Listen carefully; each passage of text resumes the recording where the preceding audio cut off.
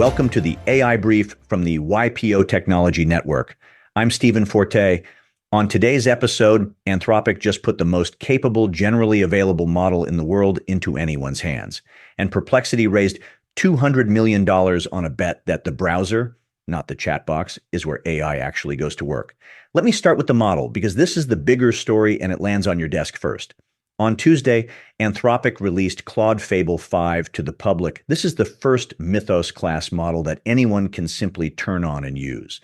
And the word class matters here. Mythos is Anthropic's frontier tier. The model's so capable, they normally keep them on a short leash. Fable 5 is that same underlying model, the one they've been running in limited release with their cybersecurity partners, now made widely available with safety classifiers switched on for biology, chemistry, cybersecurity, and frontier model development. So here's what you're actually getting. A context window of 1 million tokens, meaning it can hold roughly a small library in its working memory at once, up to 128,000 tokens of output in a single response. Reasoning is always on. The temperature is fixed, so you're not tuning it. You're using it as Anthropic intends. But the capability that matters, the one I want you to sit with, is long horizon memory management. Fable 5 can sustain multi-step work over hours, days, even weeks without losing the thread. Most models you've used start strong and then drift. They forget what you told them 20 steps ago. This one is built to hold a complex task together across a genuine timeline. That is the difference between a clever assistant and something that can carry real work. Now, why does that matter to you specifically? Because the people on your team who do the highest value work do exactly this kind of long horizon thinking. The analyst who spends 2 weeks pulling apart a market. The operator who runs a complex close. Those are multi-day, multi-step efforts. And until now, the tools fell apart somewhere in the middle. Fable 5 is the first model aimed squarely at that work. Here's the catch, and it connects to where we were yesterday. In yesterday's episode titled Anthropic Splits the Meter, Google Kills the Add-on, we walk through how vendors are quietly restructuring their billing under the hood. Fable 5 is the model upgrade that forces you to actually look at that new meter. Long horizon work burns tokens an order of magnitude faster than you're used to. Fable runs at $50 per million tokens of output. Call it roughly twice the price of Opus 4.8 for what comes out. On a 2-week reasoning task, that gap compounds in a way you will feel. There is some relief built in, but it's temporary. Fable 5 is free inside Claude Pro and Max through June 22nd. After that, it shifts to per-use pricing until Anthropic folds it in as standard. So you have a window, a real one, with a hard edge. On the plumbing side, this is available day one where your data already lives. Amazon Bedrock, Snowflake, Cortex AI, and Databricks across the major clouds. You don't have to move anything to try it. Now, I have to tell you about the part of this story that the headlines mostly skipped because it's the part that should reach your governance conversation. Anthropic embedded what they're calling invisible interventions. For most high-risk topics, Fable behaves the way you'd expect. About 1 in 20 sessions get quietly routed back to Opus 4.8 when something dangerous comes up. The other 19 run on Fable's own answers. That's normal.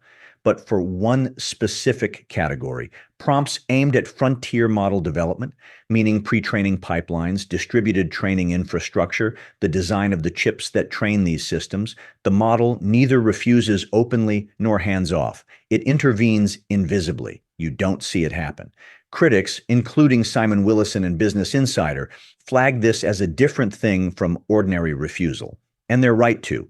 A model that says, I won't help with that, is being honest with you. A model that quietly steers without telling you is making a decision you can't see. Whatever you think of the motive, and the motive here is preventing the worst kinds of misuse, the mechanism is worth tracking.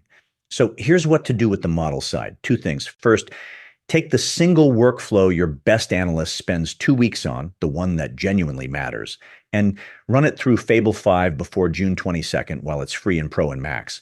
Don't test it on something trivial. Test it on the work that's hard.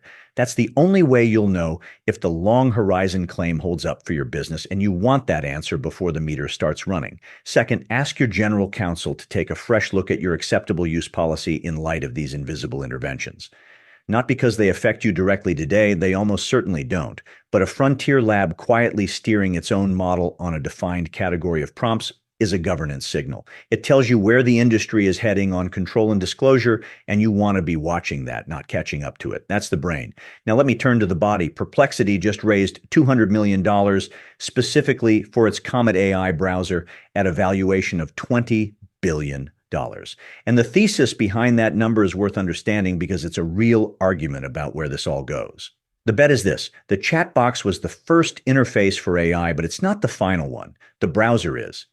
Because a browser can already do what an agent needs to do. It can see a page, click a button, type into a field, and submit a form on any website without anyone building a custom integration first. Every other approach requires the AI to be wired into each system one at a time. The browser is already wired into the entire web, so Perplexity is positioning Comet as the front door to what people are starting to call the agent economy, the place where an AI doesn't just answer your question, but actually goes and does the task. And they're not alone in seeing it.